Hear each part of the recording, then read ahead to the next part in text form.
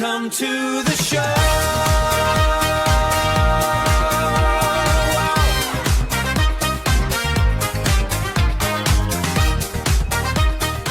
So if you think about it, for decades, right, if you walked into a really high-end restaurant, sat down at one of those nice white tablecloth booths, and you told the bartender, hey, I'm actually not drinking alcohol tonight.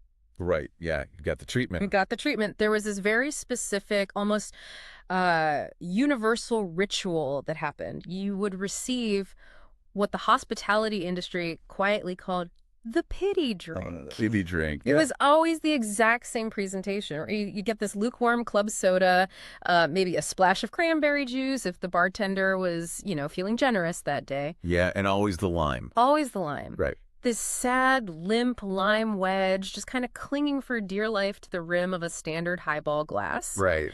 And it was basically a beverage that just screamed to the entire dining room, look at me, I'm the designated driver, or, I'm on antibiotics, please feel sorry for me. Exactly. I mean, it was an accommodation, really, an afterthought. Just this polite gesture that carried absolutely zero culinary weight. And crucially for the operator running the venue, it had almost zero profit margin. Zero, yeah. The mentality was just, keep a glass in front of you so you didn't feel completely left out of the social ritual. That was the whole strategy. And this is what's wild. If you step into that exact same high-end restaurant today, that whole era of the limp lime wedge, it is entirely dead. Completely dead. Today, the most meticulously crafted, visually stunning, and most importantly, the most profitable glass in the entire room might not contain a single drop of alcohol. Right. And the bartender isn't handing it over with a look of pity anymore. They're handing it over with a bill for $18, and guests are happily paying it. Oh, yeah, without blinking. So, welcome to the Kitchen to C-Suite Deep Dive. I'm your host, the one who spends the week devouring all those dense hospitality industry reports, the financial filings, the raw POS data, so you don't have to. And I am your expert guide. My role is to kind of take all that raw data, connect the dots, and show you the underlying mechanics behind those numbers, translating these massive cultural trends into actionable strategy for your own operation. Exactly. And today, our mission is to unpack a really towering stack of intelligence. We're looking at recent hospitality reports. We've got financial filings, including, actually, AB InBev's rather shocking 2025 results. Those are wild to read. Right.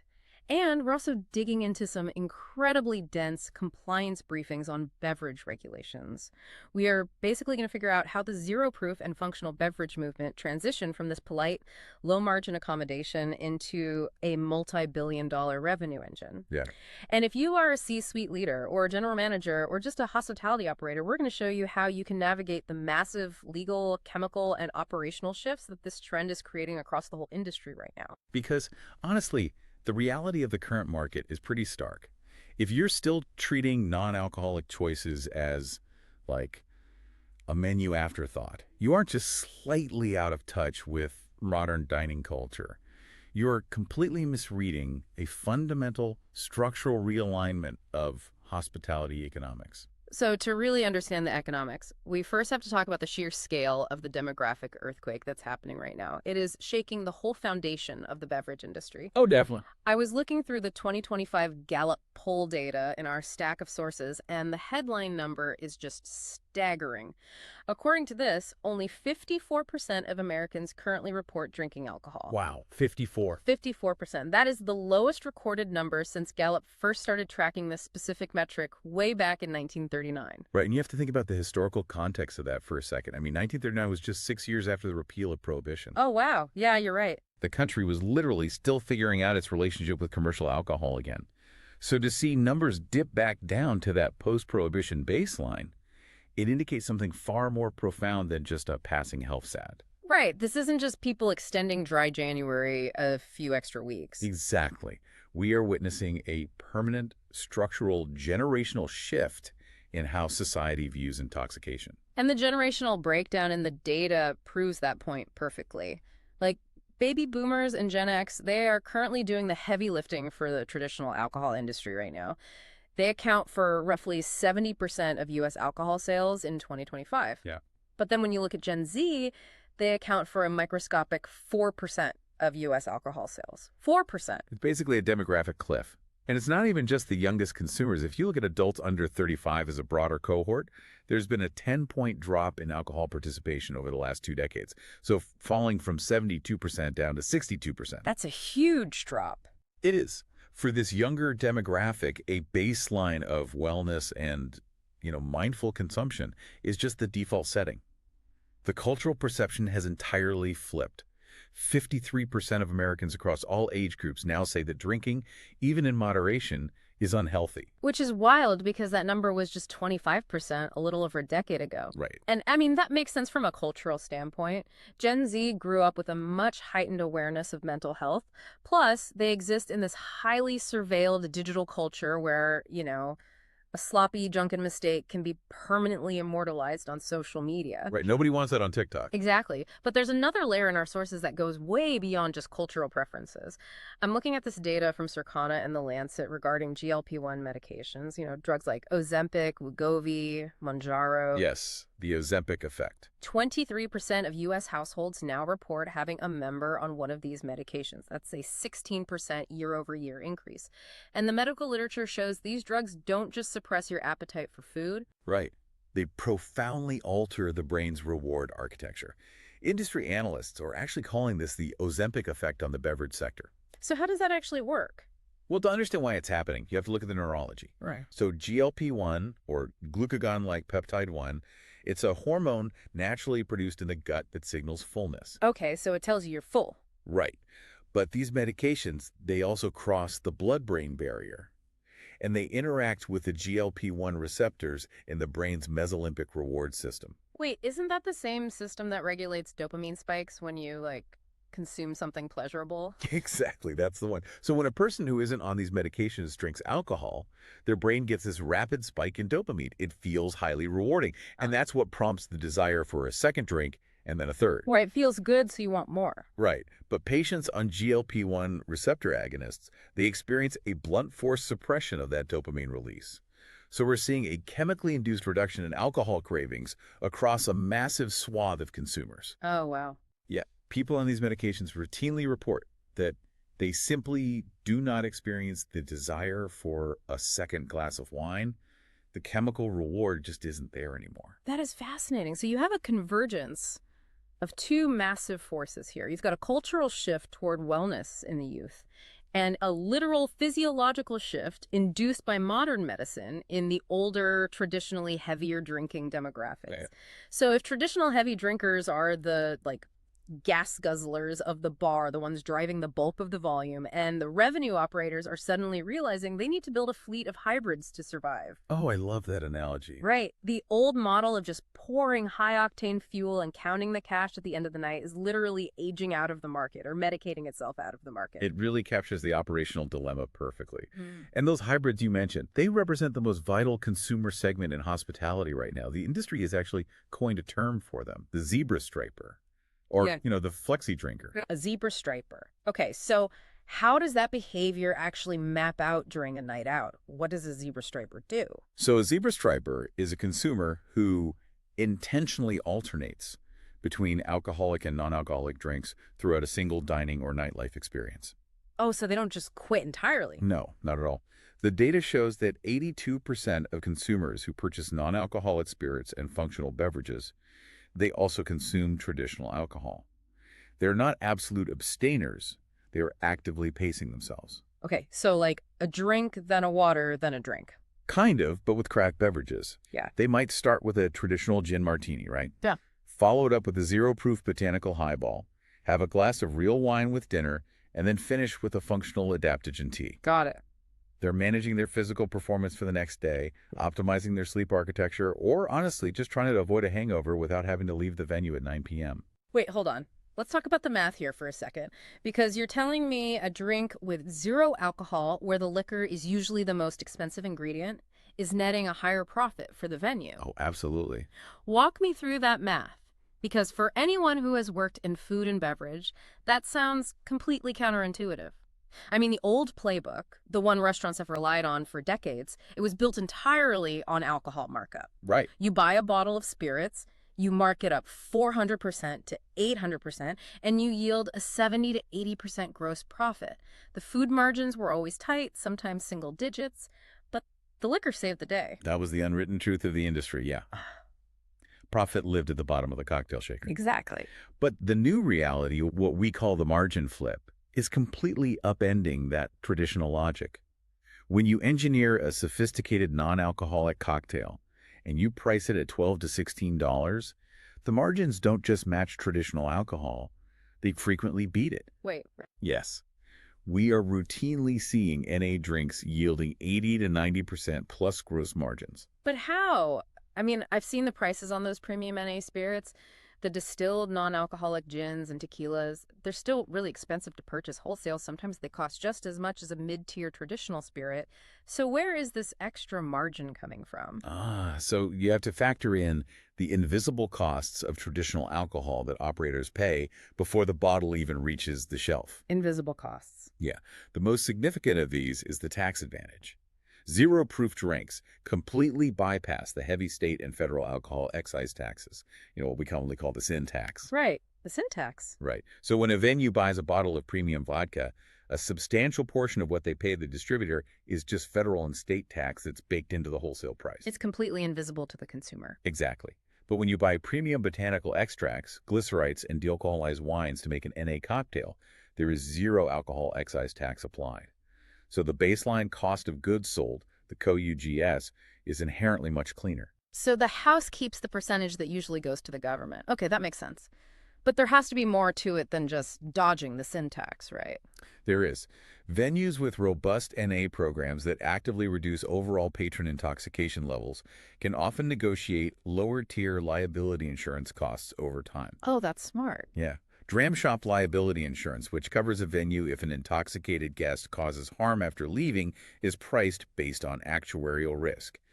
If your sales mix shifts from, say, 80% high ABV cocktails to 50% traditional cocktails and 30% zero proof, your risk profile drops significantly. I hadn't even thought of the insurance angle. It's huge. But honestly, the most immediate revenue driver is what we call the extended stay model. Okay, and this ties perfectly back to that zebra striper behavior we just outlined, right? Precisely. So consider a standard table scenario. A guest comes in, they have a $15 cocktail, maybe a second one. Then right around the 45-minute mark, they hit their personal limit.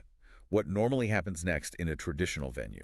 Well, they stop spending. They either ask for the check or they just sip on, tap water for another hour, but basically occupying a table that could be turned for another party. Exactly. The tab goes dead, but the overhead costs for that table, the labor, the rent, the utilities, those keep running. Right. But if you have an $18 craft zero-proof cocktail on the menu that looks beautiful and tastes complex, that guest stays engaged in the purchasing cycle. Oh, wow. Yeah, you just layered an 86% margin drink. Let's say it cost the house $2.10 in raw ingredients to make on top of their tab. You extended their visit, you increased the per head spend, and you did it without increasing the venue's legal liability or the guest's impairment level. The dynamic changes completely. And it's not just about optimizing the individual tab either. It's about capturing the whole group dynamic. We see this in the industry reports referred to as the veto vote solution. Oh, the veto vote is crucial. Yeah, imagine a group of 6 friends going out for a high-end celebration dinner. One person in the group is, say, pregnant, or on a GLP-1 medication, or maybe they're just training for a marathon. If your restaurant's only option for them is a $3 tap soda or tap water, that one person exercises their veto vote. Yep, they speak up.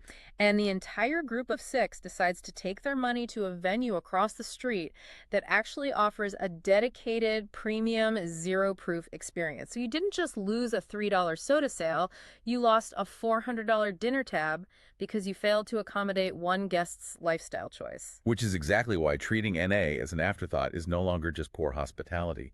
It is a massive financial vulnerability for the corporate entity. Absolutely. And if you doubt the scale of this, just look at the Q4 and full year 2025 financial results from AB InBev in our sources. Yeah, I saw those. Right. This is the biggest brewer in the world.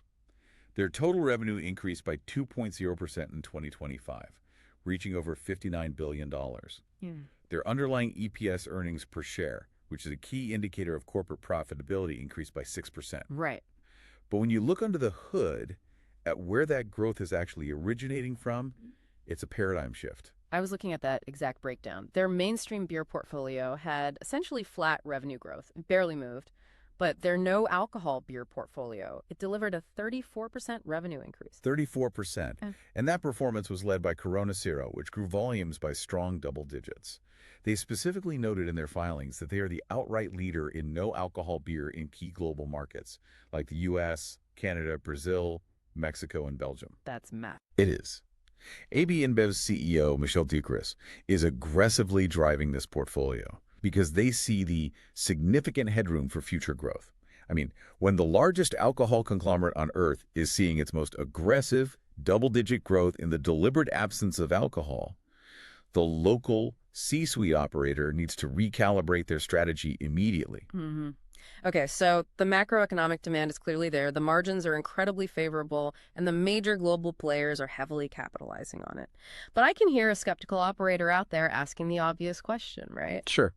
Are we just price gouging by charging $15 or $18 for a dressed-up glass of fruit juice? Like, will modern consumers actually tolerate that long-term once the novelty wears off? Well, if a venue is just serving fruit juice, the consumer will catch on immediately and the program will collapse. The modern diner is just too educated.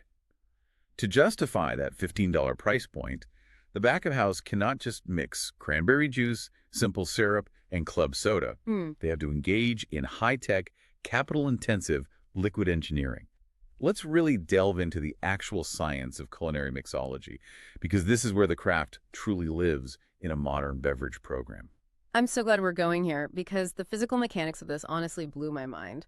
When you take the alcohol out of a drink, you aren't just removing the intoxicant, you are removing the fundamental architecture of the liquid. Exactly. It's like taking the load-bearing wall out of a house. Alcohol provides a very specific bite, it provides a heavy viscosity, it acts as a solvent that cuts through cloying sweetness. And crucially, ethanol carries aromatic volatile compounds up into the olfactory sensors in the back of your nose when you swallow. Right, it's what gives a drink its nose. Yeah. So if you just pull the ethanol out, the whole flavor profile collapses into a sweet, watery, one-dimensional puddle. You have to build a completely new invisible support system. That load-bearing wall analogy is perfect. Alcohol is a powerful, highly functional chemical solvent. Recreating its physical properties without its actual presence requires highly sophisticated techniques. So first, we have to look at the dealcoholization technology itself. All right, how does that work? Well, brands like Seedlip, Ritual, and Amave, which produces a really premium NA agave alternative for margaritas, they aren't just mixing flavored water in a vat. They are taking fully fermented wines and distilled spirits and running them through industrial vacuum distillation and reverse osmosis systems. See, that's what I don't get. How does that actually work on a chemical level? Because distillation usually requires boiling, right? Which would completely ruin the delicate flavors of a wine or a botanical spirit. Right, normally it would, but that's where the vacuum comes in. Yeah. Vacuum distillation relies on the physical principle that lowering the atmospheric pressure of an environment also lowers the boiling point of the liquids inside it. Oh, like boiling water at a high altitude. Exactly. Alcohol already evaporates at a lower temperature than water, around 173 degrees Fahrenheit. By placing the liquid in a vacuum chamber, operators can gently boil off the ethanol at a very low heat, sometimes close to room temperature. Wow. Room temperature boiling. Yeah. This low-temperature extraction preserves the delicate, heat-sensitive ester compounds and the volatile aromatics that actually give a premium spirit its distinct character. Okay, so that's vacuum distillation. What about reverse osmosis? So reverse osmosis uses immense pressure to force the liquid through incredibly fine, semi-permeable membranes. And the pores in these membranes are sized at the literal molecular level. Jeez. Because ethanol molecules are a different size than water and flavor molecules, the membrane physically separates the alcohol out of the solution. It's a highly expensive, capital-intensive process. It requires millions of dollars in equipment, which is exactly why these base NA spirits command a premium wholesale price. Okay, so the venue starts with this complex dealcoholized base, but then the mixologists at the bar level still have to recreate the specific mouthfeel of a cocktail, right? Right. Because when you take a sip of bourbon or a heavy red wine, there is a physical weight to it on your palate, like a viscosity. How are they replicating that texture without the ethanol? They are utilizing what the industry calls mouthfeel engineering. Mouthfeel engineering. Yes. Beverage directors are sourcing ingredients like glycerites. Glycerites are plant-based syrups, usually derived from vegetable glycerin, which is a sugar alcohol. Okay. It doesn't intoxicate, but it adds a slick, heavy weight to the liquid. They also use heavy tea-based tannins. Tannins are polyphenols that bind to the proteins in your saliva. Oh, like when a wine makes your mouth dry out. Exactly. When you drink them, it creates that dry, astringent, puckering feeling you associate with a heavy Cabernet or barrel-aged whiskey. Furthermore, they're using gum syrups, like gum arabic, to recreate the thick, slow-moving viscosity of ethanol. And then there is the bite, right? You know, that sharp, almost aggressive heat in the back of your throat that tells your brain, hey, this is an adult beverage, sip it slowly. If you don't have that alcohol burn, the drink just tastes like fruit punch. Which brings us to acid and bittering. This is where high-end culinary techniques really cross over into the bar program. Beverage directors are using things like verges, which is the highly acidic, unfermented juice of unripe grapes. Word juice, right. It provides this really sharp, sophisticated tartness. They're also utilizing lacto-fermentation, so introducing lactic acid bacteria to fruits or vegetables to create complex, funky, savory acids. Oh, wow. Yeah, they're creating shrub reductions, which are basically vinegar-based fruit syrups, and deploying intense, bitter botanical tinctures. All of this chemical engineering strips away the cloying sweetness and builds a truly adult flavor profile. It creates a structural complexity that forces the guest to sip it slowly over 30 minutes, exactly as they would a real cocktail. And here's the genius part from a C-suite financial perspective. A lot of these culinary techniques actually lower the pour cost by leaning into sustainability and cross-utilization with the kitchen. Oh yeah, the margins on that are incredible. The Spot and 8 Steps playbook we reviewed highlighted this operational synergy beautifully. They recommend keeping NA ingredient costs strictly under 20%. And to achieve that, bars are actively repurposing kitchen waste. Right, the cross-utilization is where the margins truly expand. Instead of throwing away, let's say, the water used to boil corn for a side dish, a savvy bar director takes that starchy corn water, which is naturally sweet and earthy, and turns it into a high-margin, simple syrup for an NA old-fashioned. Wait, really? Corn water? Corn water. Or they take leftover citrus peels or bruised fruit from the prep line and use it to infuse batch tea bases. They'll use ingredients like purple Okinawan sweet potatoes, extracting the natural anthocyanins to give a drink a vibrant, Instagram-worthy magenta color without buying expensive artificial dyes. That is so smart. They are taking literal kitchen byproducts, applying high-end culinary technique, and turning it into an $18 glass of pure profit. It's absolute alchemy. You take leftover corn water, some tea tannins, and a little verges, and you create an 86% margin experience that guests absolutely rave about. But you hit on a key word there, experience. Wow. We've nailed the taste profile, we've engineered the texture and the viscosity, but let's be entirely honest with ourselves. A massive reason people drink alcohol is for the physical feeling. Yes, the buzz. Right. It's a social lubricant.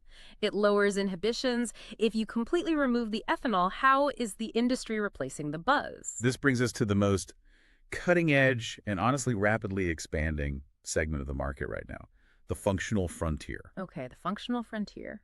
Modern consumers, especially Gen Z and millennials, are asking a fundamentally new question of their beverages. They don't just want it to taste complex. They want to know, what is this drink going to physically do to me? And the Flavors 2026 trend report coined a great term for this, neuroflavor. And it is incredibly accurate. Flavor scientists are designing taste experiences that are directly tied to specific functional outcomes. We are essentially extracting the chemical that makes us sloppy and uncoordinated and replacing it with ancient botanicals that make us sharp or relaxed or, mildly euphoric. It's almost like downloading a software upgrade for a night out. The software upgrade analogy is very fitting. The primary vehicles for this physiological shift are adaptogens and nootropics.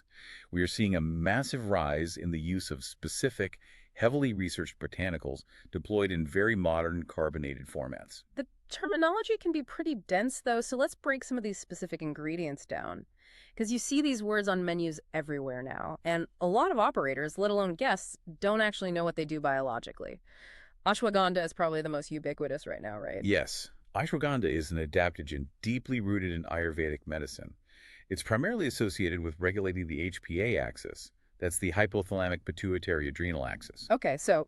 Exactly. This is the system that controls your body's stress response. Specifically, ashwagandha acts as a buffer for cortisol, which is the primary stress hormone.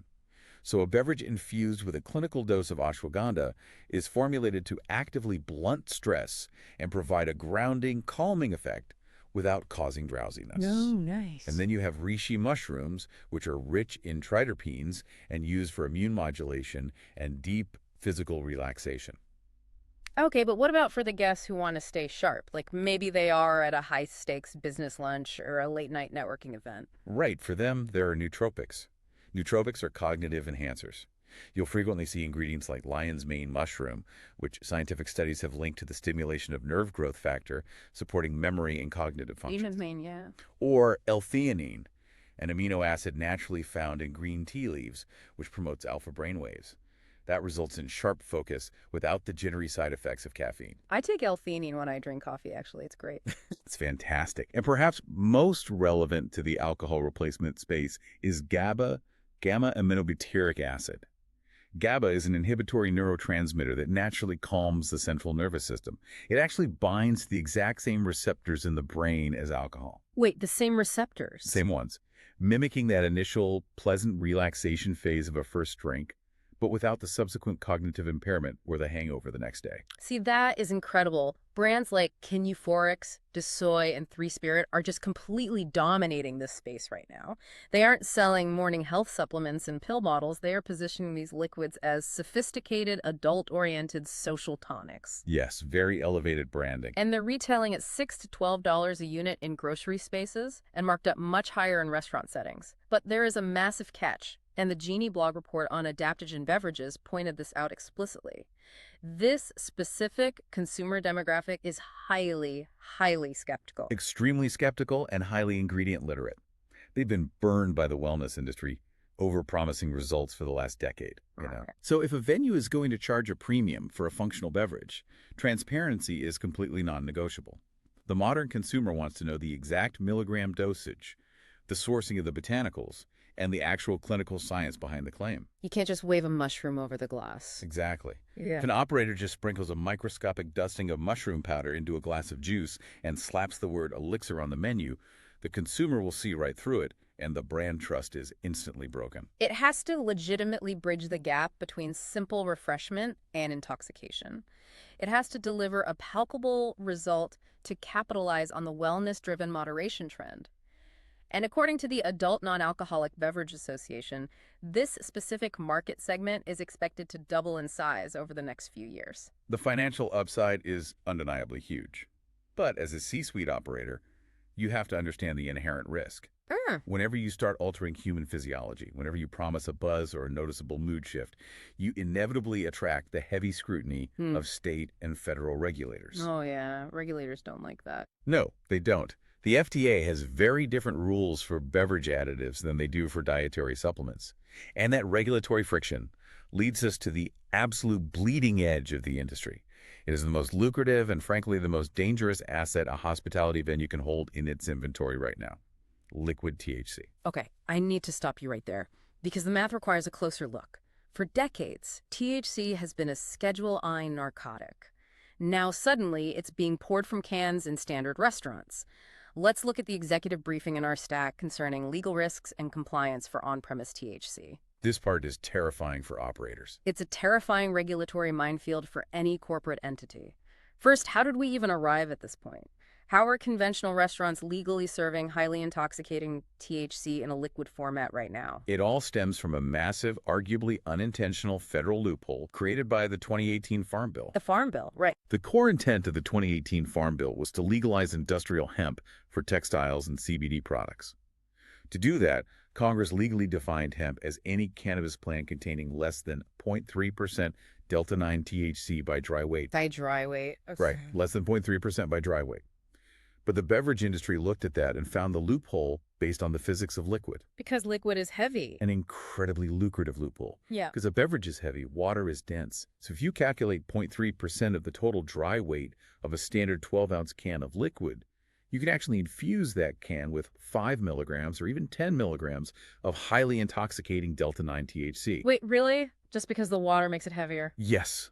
Because the total volume of the liquid is so heavy that 10 milligrams remains technically under the 0.3% threshold. So by the letter of the federal law, that highly intoxicating beverage is legally classified as hemp, not marijuana. That is wild. And the market absolutely exploded because of this. The data shows 600% year-over-year growth in hemp-derived THC beverages, We are looking at $71 million in sales just in this specific tracked segment alone.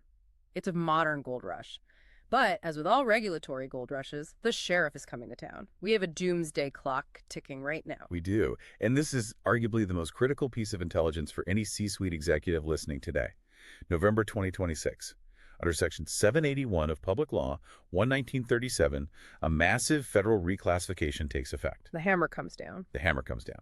This new law aggressively closes the 2018 Farm Bill loophole by establishing a hard cap of 0.4 milligrams of total THC per retail container, regardless of the liquid weight. Let me repeat that. So the scale of this change is crystal clear.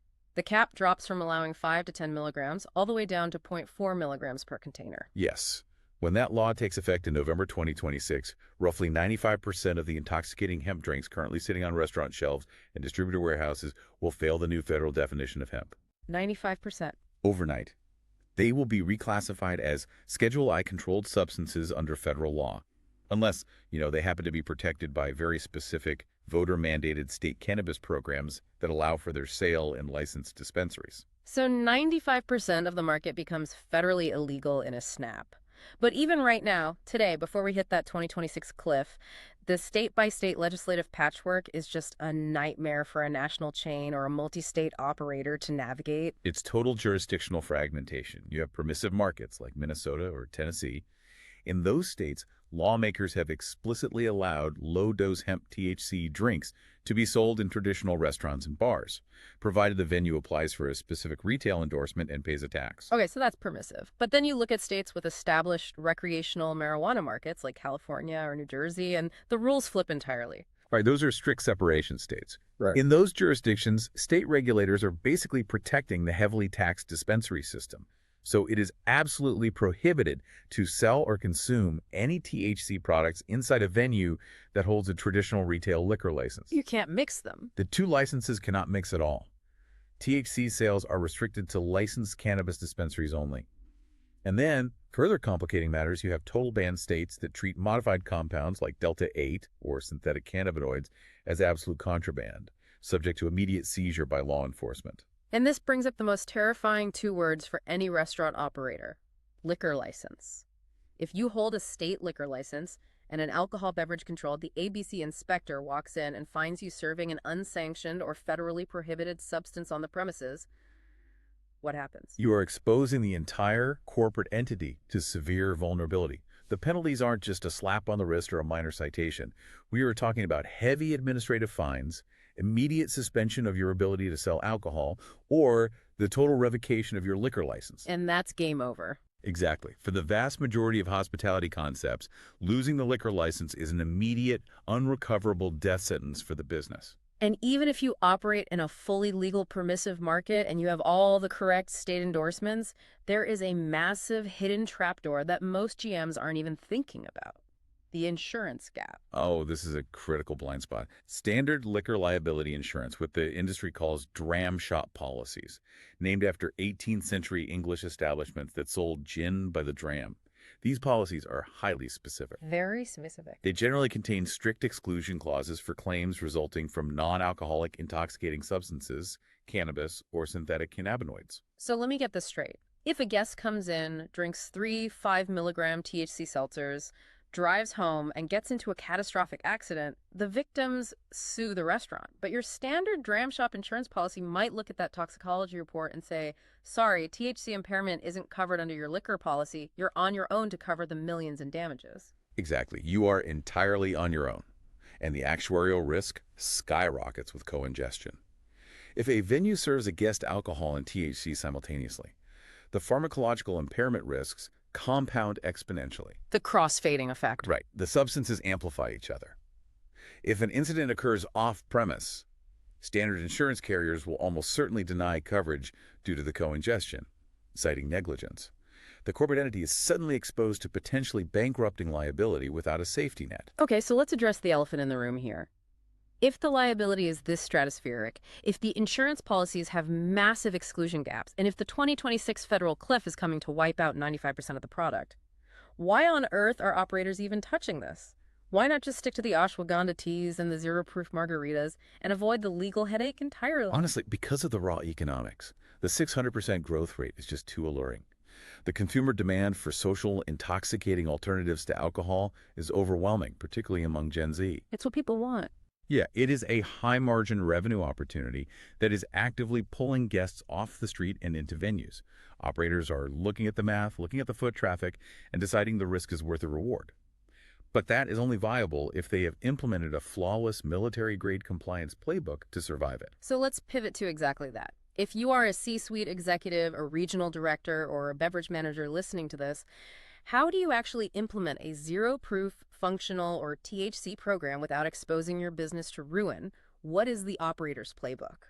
Let's start with the absolute non-negotiables for THC if a venue chooses to go down that road in a legal market. Right. So if you are operating in a legal jurisdiction and choose to serve THC, you must implement strict standard operating procedures, or SOPs, from day one. The first and most vital is the no cross-mixing rule. Meaning never, under any circumstances, combine THC and alcohol in the same glass. Never. The pharmacology is just too unpredictable. The liquid THC used in beverages is typically delivered via nanoemulsions. This technology breaks the cannabinoid oil down into microscopic, water-soluble particles. Okay. This allows the THC to bypass the traditional first-pass metabolism in the liver. Instead of taking an hour or more to feel the effects like an old-school edible gummy converting to 11-hydroxy-THC, Right. these nanoemulsions enter the bloodstream rapidly.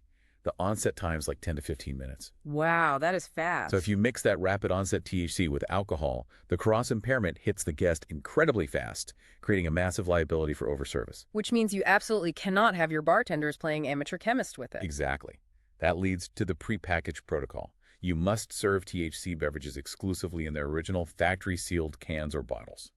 You absolutely cannot allow bartenders to use raw THC distillates, syrups, or tinctures in open glass mixology. Yeah, too much room for error. Think about the risk. If a bartender is busy and has a heavy pour with a tincture bottle, they could accidentally dose a guest with 50 milligrams instead of 5 milligrams. The liability of uneven dosing is unacceptable.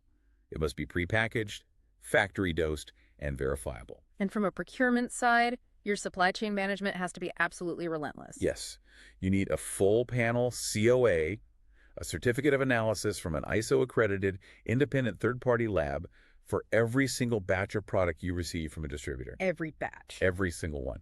You have to physically prove it, tests below the 0.3% delta-9 limit, tests clean for heavy metals and pesticides, and contains zero synthetic additives like delta-8 or THCP. Right. Furthermore, at the point of sale, your POS architecture must be modified. You need to program API blocks that require mandatory ID scanning for every THC item, exactly like alcohol. Oh, that makes sense. You should also program manager prompt overrides to prevent a server from accidentally ringing up, say, a beer and a THC seltzer on the exact same guest tab without a manager coming over and confirming the guest isn't cross-consuming. Okay, so that is the defensive playbook. That keeps the ABC inspectors happy and keeps you out of court. Let's shift to the offensive playbook. How do you integrate these highly profitable NA and functional programs into the menu architecture to maximize that 80+% margin we talked about earlier? I was actually looking at the insights from the Spot and POS data report. Yeah, good stuff in there. They analyzed independent restaurants that added 47% more NA items to their menus in early 2026. The number one rule they found was about menu real estate. Do not segregate the NA drinks to a separate page. This is a classic menu design error. Operators take their beautiful $14 zero-proof culinary cocktails, which took hours of prep time, and they stick them at the very back of the menu on page 4, right underneath the $2 sodas, the iced tea, and the children's menu. It anchors the guest's perception of value. If you bury your high-margin, complex, zero-proof cocktail next to a bottomless Diet Coke, the guest subconsciously associates it with the $2 value. They will never pay $14 for it. Precisely. You have to integrate them organically. Give them equal premium real estate alongside the alcoholic cocktails and the reserve wine list. Use appetizing, culinary-driven descriptions that highlight the craftsmanship, the dealcoholization process, or the specific botanicals. You are selling an experience worth $12 to $18, so you have to present it with the exact same reverence as a top-shelf spirit. Absolutely. But beyond design, you need to use your POS data to run a dynamic menu engineering matrix. Yes, the matrix. This moves way beyond basic retail advice. This is how you use data algorithms to identify what's actually driving profitability. Break down the 4 quadrants for us. So you run a PMix, or product mix report, pulling live API data from your inventory management software to track real-time QGS fluctuations against sales volume. You are plotting every drink into one of four specific quadrants. Okay, what's first? First, your stars. These are drinks with high profit margins and high popularity. You feature these prominently, maybe put a box around them on the menu. Got Second, your plow horses. High popularity but low profit margin due to expensive ingredients. For these, you need to adjust your batching techniques, negotiate better wholesale rates on the NA spirits, or just raise the price slightly. Then you have the puzzles, right? Puzzles are high profit margin but low popularity. The internal math is great, but guests just aren't buying them. This usually indicates a marketing failure, an unappealing name, or poor menu placement. You tweak the description or have the staff verbally push it as a special to test its viability. And the last one? Finally, the dogs. Low profit margin, low popularity. You cut these immediately from the program to save prep labor. Tracking this specific data is crucial because, as the Spot On report emphasizes, selling high volumes of $2 sodas will never move the macroeconomic needle for a restaurant. A well-engineered $12 to $18 NA menu absolutely will. But there is a human element here that algorithms and POS data cannot solve. Right. You could have the best lab-tested COAs, the most expensive dealcoholized spirits, and the perfect menu matrix, but if your front-of-house staff doesn't buy into the concept, the entire program fails. Staff training is the final and frequently the most difficult hurdle for the C-suite to clear. The real challenge isn't logistical, it's cultural. For decades, servers, sommeliers, and bartenders have been conditioned to believe that alcohol is the sole prestige item in a restaurant. Yeah, that's deeply ingrained. They had to be psychologically reprogrammed to value the NA options as culinary equals. They need to taste every single NA product you stock during lineup. They need to understand the physics of the dealcoholization process and be able to describe the flavor profiles and adaptogenic functions with absolute confidence. And the specific scripts they use at the table are vital. If a server walks up to a non-drinker and awkwardly asks, "Oh, you aren't drinking, can I just get you a Coke or some water?" they are reinforcing the stigma of the pity drink. It's the worst thing they can do. Instead, they need to proactively say, in addition to our reserve wine list, our bar director has crafted a full selection of premium zero-proof cocktails. I highly recommend our refreshing cucumber lime sparkler, which uses a house-made ginger syrup and a touch of verjuice for a really complex bite. That simple change in scripting completely shifts the dynamic.